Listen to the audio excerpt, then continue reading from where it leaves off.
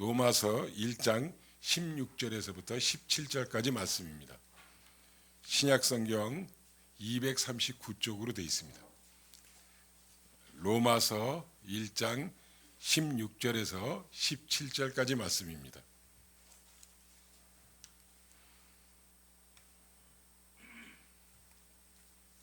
다 자신이신 줄 알고 우리 짧으니까 함께 봉독하도록 하겠습니다. 내가 복음을 부끄러워하지 아니하노니 이 복음은 모든 믿는 자에게 구원을 주시는 하나님의 능력이 됨이라. 먼저는 유대인에게요 그리고 헬라인에게로다. 복음에는 하나님의 의가 나타나서 믿음으로 믿음에 이르게 하나니 기록된 바 오직 의인은 믿음으로 말미암아 살리라 함과 같으리라. 아멘. 안녕하세요. 임상순입니다. 네, 너무 좋습니다. 한국에 다시 올 수 있는 것도 좋은데요. 여러분 앞에 서서 한국말로 설교할 수 있다는 게 예, 사실은 제가 가자마자 또 니카라과에서 그 현지인 교회를 하나 담당을 하고 있어요. 그러다 보니까 이게 1년밖에 안 배운 짧은 스페인어로 벌써 설교를 하고 있거든요. 너무 힘들어갖고요. 거의 이렇게 책 읽다시피 막 이러고 있는데 그래도 잘 들어주시는 또 저희 교회 교우들이 있어서 얼마나 행복한지 모르겠습니다. 그러나 정말 등에서 땀이 거의 이렇게 수도꼭지 틀은 것처럼요. 줄줄줄 흘러내려서 늘 긴장하고 그렇게 설교하다가 이게 한국말로 제가 단합에 서니까 오늘 왜 이렇게 편하고 좋은지 모르겠어요.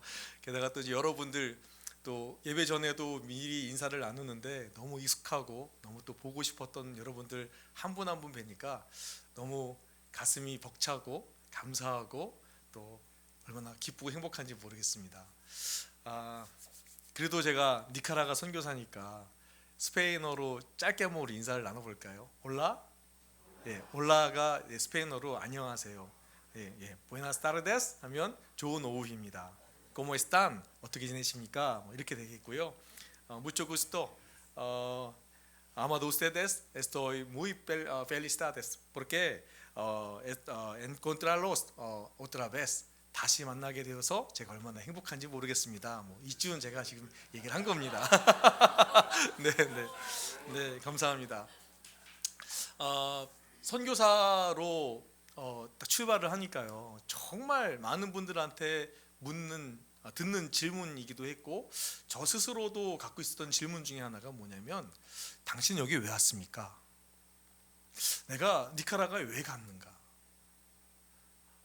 아까 또 양장로님께서 너무나 또 잘 설명해 주신 것처럼 정말 힘든 여정을 출발을 했거든요. 가족들이 함께 그렇게 낯선 환경을 직면한다는 게 쉬운 일들은 아니잖아요. 때로는 회의를 막 하진 않았지만 좀 이렇게 마음이 사무칠 때가 있죠. 왜 왔지? 왜 내가 나갔을까? 여기에 대해서 툭 나왔던 대답은 뭐냐면 복음 전하러. 그러면 여러분 제가 한번 이렇게 여쭤볼게요. 복음이 뭡니까? 복음. 많은 분들이 복음 그러면 다 얘기하죠. 십자가, 예수님, 대속, 은혜, 구원 이렇게 막 얘기를 합니다. 다 맞는 얘기입니다. 저도 또한 사실 복음 그러면 가장 먼저 떠오르는 것이 그것이니까요. 그런데 오늘 본문으로 읽었던 로마서에 보니까 바울은 전혀 다른 차원으로 이야기를 하더라는 거죠. 바울이 생각하는 복음은 뭐냐면 하나님의 능력이라는 거예요. 오늘 제가 복음 하나님의 능력이라는 제목으로 말씀을 좀 함께 나누고자 하는데 여기에서 충격을 받았어요. 어떻게 하나님의 능력일까? 많고 많은 단어 중에 바울이 채택한 복음은 하나님의 능력일까라는 것이죠. 짧은 선교사 생활 1년 조금 넘었으니까요. 지내면서 느낀 것은 뭐냐면 이것은 복음으로 살아가지 않고서는 도무지 대답할 수 없는 답이라는 거죠. 우리처럼 머리로만 복음을 이해한 사람은요, 복음이 뭡니까? 예수님의 십자가죠. 예수님의 저를 달리셨어요. 대속, 은혜, 구원 뭐 여러 가지 것들을 막 흩어놓을지는 모르지만 그것은 다 관념적인 대답에 불과할 뿐이라는 거죠. 그런데 바울은요, 아는 것과 사는 것이 일치했기 때문에 복음이 무엇입니까? 라는 사람들의 대답에 복음은 하나님의 능력입니다. 하나님의 능력으로 살아갔기 때문에요. 내 힘은 바로 복음에 있는데 복음이 바로 나의 능력입니다. 내 힘의 모든 것은, 내 삶의 모든 근거는 바로 복음에 있다라고 바울은 그렇게 의미 있게 대답을 한 것이죠. 그래서 여러분, 선교 사역을 출발하는 저에게서는요, 이 로마서 1장 16절 17절이 가볍게 익혀지지가 않았어요. 게다가 바울은 오늘 더욱더 의미심장한 말로 복음을 전합니다. 내가 복음을 부끄러워하지 아니하나니.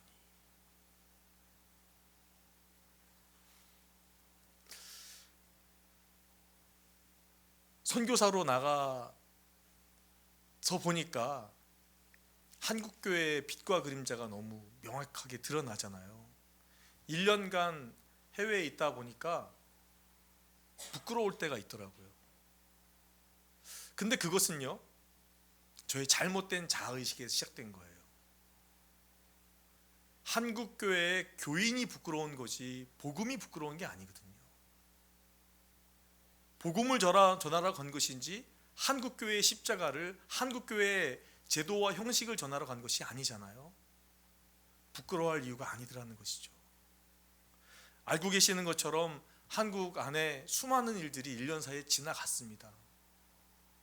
격려를 드리고 싶은 것은 떨어져 지내다 보니까 가슴 서리게 그 바람을 매맞은 여러분들이 훨씬 더 마음고생이 심하셨을 것 같아요. 잘하셨다라고 격려 드리고 싶을 뿐 아니라 저희 가정도 늘 기도하고 있습니다. 하나님, 한국의 기독교가 더 이상 부끄럽지 않게 해주십시오. 한국의 기독교가 더 이상 복음을 훼손하지 않도록 도와주십시오. 한국의 기독교가 더 이상 주님을 부끄럽게 하는 것이 아니라 주님의 영광을 위해서 다시 일어날 수 있도록 도와주십시오.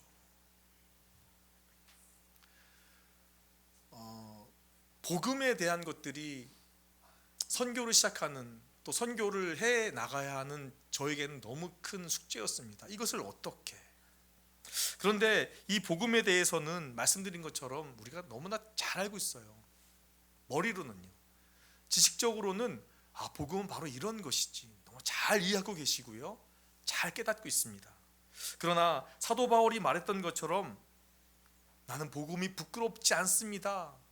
바꾸어 말하면 나는 복음이 너무 자랑스럽습니다. 복음은 나의 삶의 근본이고 근원이고 나는 복음에 굳게 두 발을 내딛고 서서 근본 삼아 살고 있습니다. 나는 얼마나 자랑스러운지 모릅니다. 라는 삶과 아는 것의 일치로 가려면 우리가 좀 특별한 하나님의 은혜를 구하고 마음을 열어젖혀야 하지 않을까 싶습니다.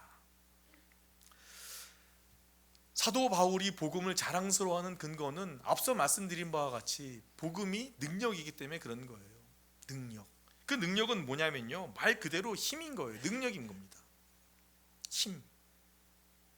여러분 다 힘이 있으시잖아요.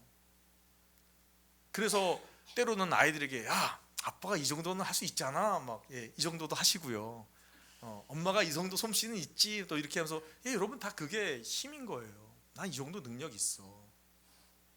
바울은 자기의 모든 일체의 능력이 바로 복음에 있다라고 설명을 한다는 거죠. 그러니까 바울이 이야기할 때 진짜 복음이냐 가짜 복음이냐의 그 관건은 뭐냐면 힘이 있냐 없냐예요. 복음을 선포했는데 구원의 역사가 있으면 진짜 복음, 복음이랍시고 전했는데 아무런 효과가 없으면 가짜 복음.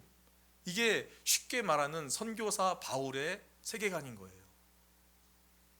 내가 말하는, 내가 선언하는, 내가 살아내는 복음에 오늘 힘이 있느냐 없느냐, 오늘 나는 그 힘 있는 복음으로, 능력 있는 복음으로 살고 있느냐 그렇지 않느냐, 그것이 바로 오늘 선교사 바울의 관건이라는 거죠. 그래서 여러분, 다른 편지에도 사도 바울은 여전히 이 힘의 관건을 갖고 계속해서 이야기를 이끌어갑니다. 갈라디아서에서는 사도 바울이 말하는 가짜 복음과 진짜 복음의 유무가 뭡니까? 이건 다시 말해서 어떻게 의의 소망을 이룰 수 있는가? 다시 말해서 한편에서는 율법으로, 한편에서는 오직 믿음으로 말하는 그 양갈래에서 사도 바울은 말하거든요.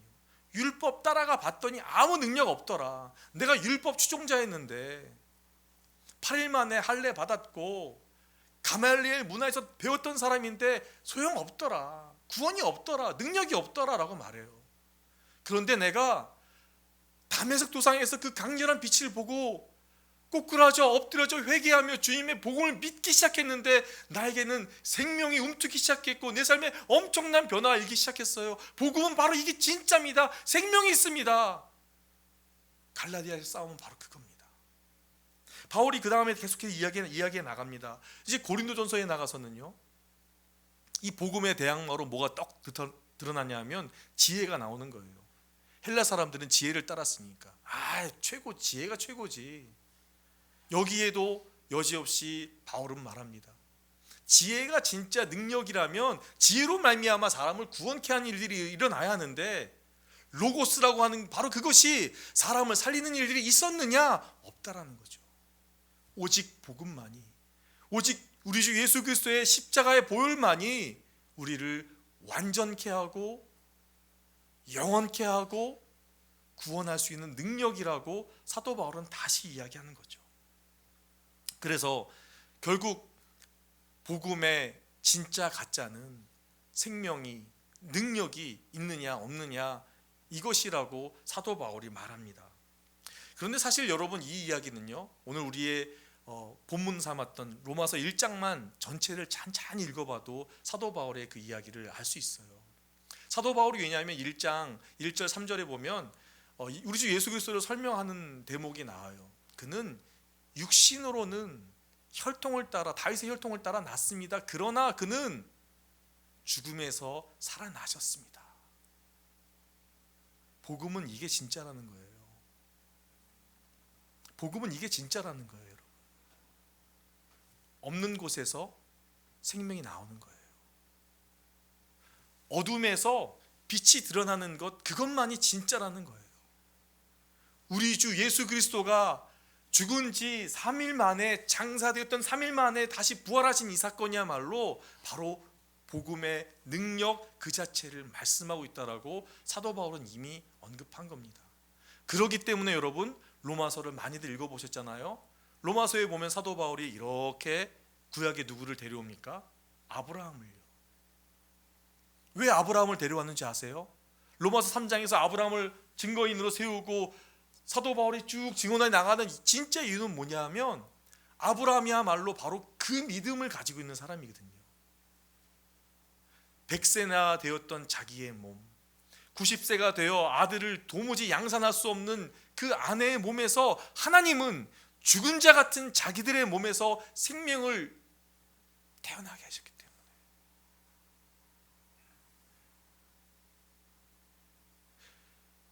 모리아 산에 올라가 자신의 하나밖에 없는 아들을 번제단에 드릴 바로 그 순간에 하나님은 아브라함아 아브라함아 내 씨에게 손대지 말아라고 말씀하시면서 그의 믿음으로 인정하셨던 것, 복음을 살아내는 거예요.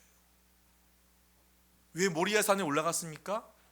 죽은 내 몸에서 하나님이 생명을 잉태케 하셨는데 이제라도 또 하나님이 원하신다면, 이제라도 하나님이 가능케 하신다면, 이제라도 하나님이 뜻을 세우신다라면 어찌 내 몸 아닌 저 죽은 몸에서 생명이 나지 않겠는가? 이게 바로 아브라함의 믿음이거든요. 아브라함이야말로 복음을 머리로만 알았던 사람이 아니라 삶으로 살았던 사람이라고 바울은 오늘 로마서를 통해 우리에게 증언대에 올려놓고, 이 증인을 좀 보십시오, 우리도 이러한 믿음의 삶을 살아야 되지 않겠습니까? 라고 말하고 있다는 거죠. 로마서를 읽어나가면서 제 자신이 많이 부끄러웠고요, 로마서를 읽어나가면서 다시 제 신앙을 일깨우기 시작했습니다. 그렇지, 내가 복음을 알아서 선교사로 나온 게 아니라 복음으로 살려고 나온 사람인데 복음으로 살아야 되는데, 여러분 그러지 않은 경우가 너무 많은 것 같아요. 사실 선교사로 제가 출발한다고 할 때 꼭 다 박수만 보내주신 건 아니에요. 어떤 분들은 선교사 나이가 너무 많잖아. 애가 셋이나 되고 저 나이에 어떻게 언어를 할 것이고 여러 이야기를 많이 들었습니다. 아니 굳이 그렇게 먼 데까지 가야 돼? 우리 교회는 확인이 안 돼서 후원을 못 하겠어. 아니 선교사 그렇게 많이 나갔다는데 거기 하나 더 보태야겠어? 별소리가 다 있죠. 여러분 그러나 하나님께서는요, 죽은 자 같았던 아브라함의 몸에서 생명의 유업을 이으셨던 것처럼 오늘 우리의 삶에 아무것도 없습니다. 아무것도 가진 게 없습니다. 아무 힘이 없습니다. 그러나 나는 복음으로 살고 싶습니다라고 하는 바로 그분들을 통해서 끊임없이 역사하고 있음을 믿으시기 바랍니다. 여러분 그것이 바로 기독교의 역사예요. 기독교가 어떻게 끊임없이 오늘까지 왔냐 하면요, 학자들의 지식, 신학자들의 수높은 깊은 어떤 학위의 통찰력이 아니라 복음, 그 하나님의 능력을 오롯이 믿고 날마다 모든 삶의 순간에서 복음의 그 능력을 경험하면서 가슴 뜨는 삶을 살아왔던 모든 이들의 역사가 오늘 2000년을 넘어서 오롯이 오늘 우리에게까지 온 거예요. 그것이 복음이고 우리는 그것에 여전히 목마르고 우리는 그것 때문에 여전히 주 앞에 두 손 들고 나아가며 오늘 이 세대 가운데 아무리 흑암의 바람이 불어치고 대한민국 이 땅에 헬조선이라 불려질 만큼 아무 기댈 것 없는 소망이라고 말할지언정 하나님이 행하시면, 하나님이 붙드시면, 하나님이 믿음으로 살기를 원하는, 복음의 능력으로 함께하기를 원하는 그들에게 손 대시기만 하면 소생될 것이기에, 회복될 것이기에, 강성하게 일어날 것이기에, 부흥될 것이기에 우리는 살아가는 것이잖아요. 제가 간 니카라과는요, 중미에서 가장 넓은 땅을 가진 나라입니다. 그러나 애석하게도 극빈국에 속해 있고 작년 사태 전에 통계가 국민의 3분의 1이 하루 한 끼로 살아가는 나라였어요. 그러나 작년에 사태로 말미암아서 이제는 전 국민의 63% 정도가 하루 한 끼로 갓갓으로 살아가는 나라. 사태가 벌어지니까 작년에 또 여러 교회에 후원을 요청했습니다. 거길 왜 가냐? 거길 왜 가냐? 그러나 니카라과에 있는 많은 선교사님들의 마음은 뭐냐면요, 지금이야말로 선교사들이 일할 때다. 여러분 우리나라도 지금 가깝게 경험하고 있어요. 북한이 여전히 핵에 대한 야심을, 어쩌면 생계수단이겠죠, 그것을 무기 삼다 보니까 한반도는 사실 여러분 나가보면 저에게 오히려 그래요. 너 꼬레아노냐? 맞아, 나 꼬레아노야. 너 제정신이야? 너 로꼬 아니냐? 미친 거 아니냐는 거죠. 왜? 야 거기 어떻게 사냐? 핵무기 쏘고 있고 막 연습하고 총 막, 야 거기 어떻게 사냐? 막 외국인이 느끼는 여러분 이 한반도의 정세는 그런 거예요. 여러분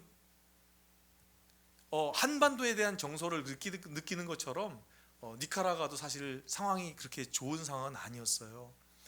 그런데 그곳에 우리가 들어가 사역하다 보니까 미국이 사실은 이제 미국과 EU에서 먼저 경제 제재를 하고 있어요. 하다 보니까 니카라과에 있는 비행기가 거의 대부분 90% 이상이 미국을 경유해서만 들어올 수 있는데, 미국 경유해서 들어오는 비행기 편, 예를 들어 델타 항공이 일주일에 4번 들어왔었는데 지금은 경제 제재로 말미암아 일주일에 1번밖에 안 들어와요. 이건 사람들이 오고 감이 적어졌다는 것만을 의미하는 것이 아니라 그만큼 오고 가는 물건들이 적어지다 보니까 서민들의 삶은 현격하게 낮아져서요, 정말 이루 말할 수가 없습니다. 우리로 보면 동대문 시장이요, 마사야 전통시장이라는 시장이 있는데 상권이 다 죽어서요, 뭐 장사할 수 있는 사람들이 없어요. 그래서 정말 뭐 사업하는 사람들이, 투자할 수 있는 사람들이, 할 수 있는 일이 아무것도 없는 그 지역이 니카라거든요. 그래서 선교사님들은 말합니다. 지금이야말로 우리가 일할 때다. 지금이야말로 우리가 오롯이 하나님의 마음을 가지고 그들을 돌보고 살피고 함께 걸어가야 할 때가 지금이라고. 그래서 사실은 작년에 막 500여 명의 사상자가 있는 그 난리통에서도 가장 늦게 철수 건국에도 가장 늦게 철수했던 선교사가 바로 한국인 선교사들입니다. 지금은 21가정이 있는데 작년 사태에도 2가정이나 무려 끝까지 철수하지 않고 남아서 그들과 함께 예배하고 그들과 함께 삶을 공유하고 나누는 그런 삶의 어떤 현장들이 있었어요. 니카라과에 있으면서 이 복음의 능력으로 살아가는 많은 선교사님들, 많은 이들을 만나게 되어지는데, 특별히 캐나다에서 오신 한 노 선교사님들을 만났습니다. 이분이 이제 학교 사역을 하시려고 학교 건축을 하고 계십니다. 커피밭인데 그 커피밭은 사실 쓸모없는 커피밭입니다. 왜냐하면 화산 바로 옆에 있는 곳이라서 바람이 휙 불면 유황재가 확 날려갖고 동네 전체가 시커매요. 근데 이곳에 이분이 커피밭을 2만 사라를 사들여갖고 커피밭을 정리하고 학교를 하려고 담을 치기 시작했어요. 1년 뒤에 동네에 노란 개나리색 담장이 생겼습니다. 동네 사람들이 모여들기 시작한 거예요. 이게 도대체 뭡니까? 당신 뭐 하는 겁니까? 학교를 하려고 합니다. 제발 좀 해주십시오. 제발 좀 해주십시오. 70이 넘어 사실 은퇴하신 분인데 평신도 선교사님이십니다. 캐나다에서 파송받아 오셨는데 이제 두 분이 사실 집을 지으시고 담장을 지으시고 또 학사 한 동을 지으시고 난 다음에 감사 예배를 드리겠다고 모든 선교사들을 초청했습니다. 그 예배 자리에서 선교사님이 이제 쭉 예배 순서에 따라 가는데 선교사님을 파송하신 교회에 한 노 장로님이 이렇게 나오셔서 축사를 하시는데 좀 범상치 않은 거예요. 건축가이시면서 이제 토목가이시라고 하는데 백발이 하얀 분이신데 나오자마자 말을 못 잇고 막 복받쳐 우시면서 얘기를 하는 거죠. 나는 이 선교사 앞에 할 말이 아무것도 없습니다. 이가 여기에 간다 할 때 도움도 주지 못했고 반대했던 사람인데 70이 넘어간다는 열정에 참 대단하다 했다가 하도 부탁해서 마지못해 도면 그려주고 마지못해 토목할 수 있는 공사 이 견적서를 적어줬는데 이런 일들이 이렇게 일어났을 1년 사이에 이렇게 될지는 정말 꿈에도 생각하지 못했다. 더욱이 그 장로님이 이렇게 얘기하십니다. 저 선교사님 부부는 캐나다에서 이렇게 사실 분들이 아니다. 수십 년을 주재원으로 사셨기 때문에 은퇴 자금이 굉장히 넉넉하셨고 캐나다에 이미 수십억 달러의 자기의 은퇴 주택을 지으시고 이렇게 편안하게 사실 준비가 다 돼 있던 분이었는데 어느 날 하나님의 복음에 사로잡힌 바 되어서 자기의 주택과 은퇴의 모든 것들을 다 포기하고 그 집을 팔아 처분해서 여기에 하나님의 꿈의 학교를 지으려고 내려오신 분이다. 이렇게 소개를 하시는 거죠. 순식간에 예배하는 그 분위기가 다 막 울먹울먹하는 막 그런 분위기였어요. 위트 많으신 선교사님이 나오셔서 뭐라고 답사를 하셨냐면 저는 하나님께 할 만큼 했습니다. 이제 하나님 저에게 잘하실 일만 남았습니다. 다 드렸다는 거죠. 다 드렸다는 거죠. 드리고 다 드렸기 때문에 하나님이 하실 일만 남았습니다. 이렇게 말씀하시는데 정말 고개가 숙여졌습니다. 복음으로 살아간다고 우리가 말하면서 하나님의 능력이라고 말하면서 너무 많이 제한하지는 않았던가? 이게 될까? 이게 될까? 지방서를 적듯 우리의 신앙은 끊임없이 저울질하고 계산해서 이렇게 해도 될까? 하나님과 우리가 저울질하지는 않았던가? 라고 하는 마음이 제 마음을 엄습했습니다. 여러분, 바울이 오늘 한 번도 밟지 않았던 로마를 향해 편지를 쓰면서 내가 복음을 부끄러워하지 아니하노니 그러면서 복음은 바로 하나님의 능력이라고 소개하고 있습니다. 여러분에게는 복음이 어떠한 것입니까? 한반도의 어려운 정세에 살고 계시는 여러분, 기독교라고 이미 폄하받고 있는 이곳에 살고 계시는 여러분, 여러분에게 복음은 어떠한 것입니까? 여러분에게 복음은 무엇입니까? 여러분 어떻게 사시겠습니까?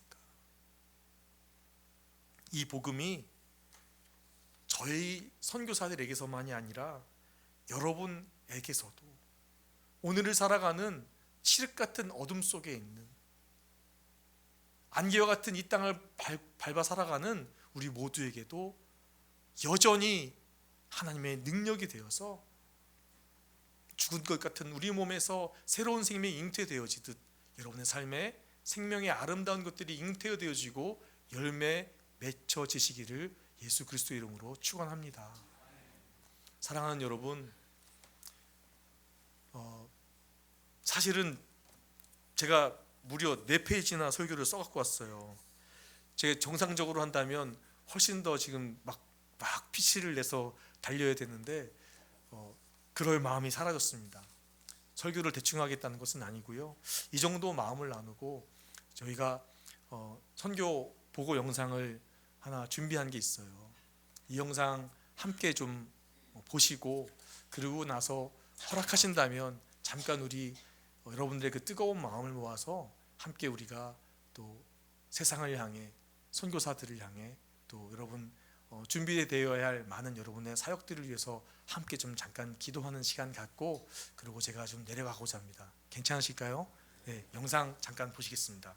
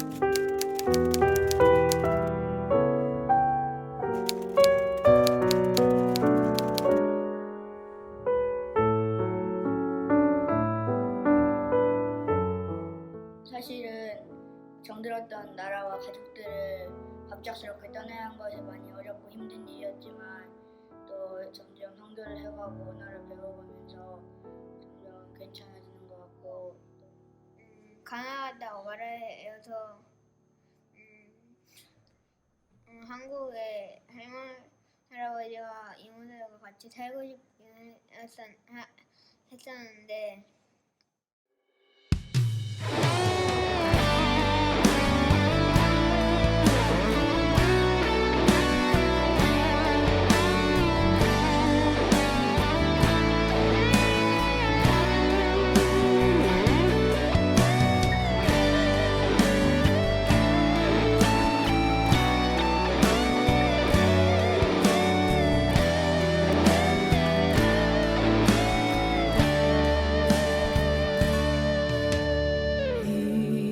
이곳에 생명샘 솟아나 눈물 골짝 지나갈 때에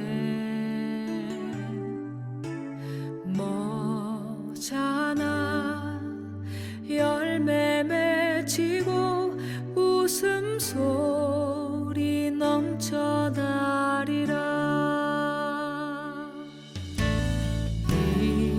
이곳에 생명샘 솟아나 눈물 골짝 지나갈 때에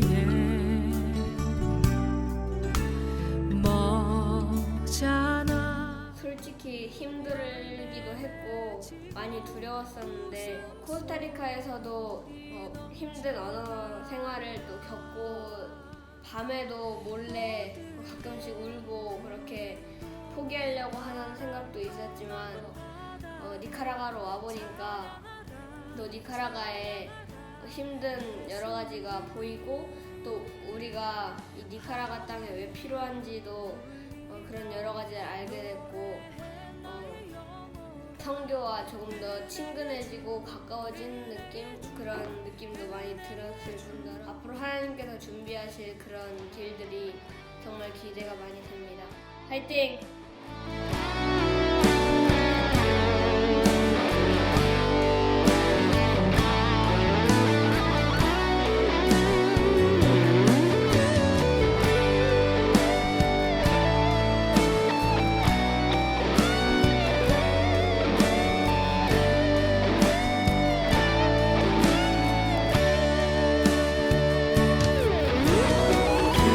그날에 하늘이 열리고 모든 이가 보게 되리라. 마침내 꽃들이 피고 영광의 주가 오시리라. 꽃들도 푸른도 바람도 넓은 바다도 찬양하다 찬양하다.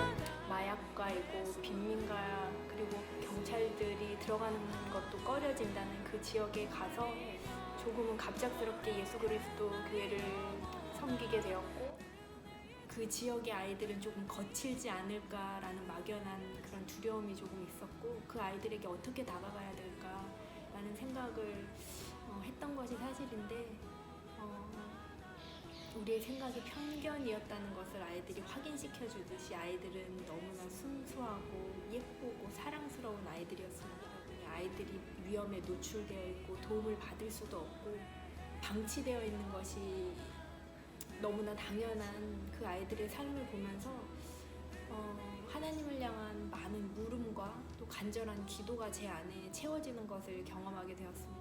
내가 할 수 있는 것이 아니구나라는 것을 더더욱 깨닫게 되었고 끊임없이 기도하시고 끊임없이 후원하시는 분들이 함께 그 걸음을 걸어주신다는 것이 우리에게는 너무나 감사한 일이었고 앞으로도 그렇게 많은 동역자들이 이 아이들 그리고 이 땅에 소망이 없이 살아가고 있는 많은 사람들에게 빛 대신 예수 그리스도를 전하는 그런 통로로 함께 동역할 수 있기를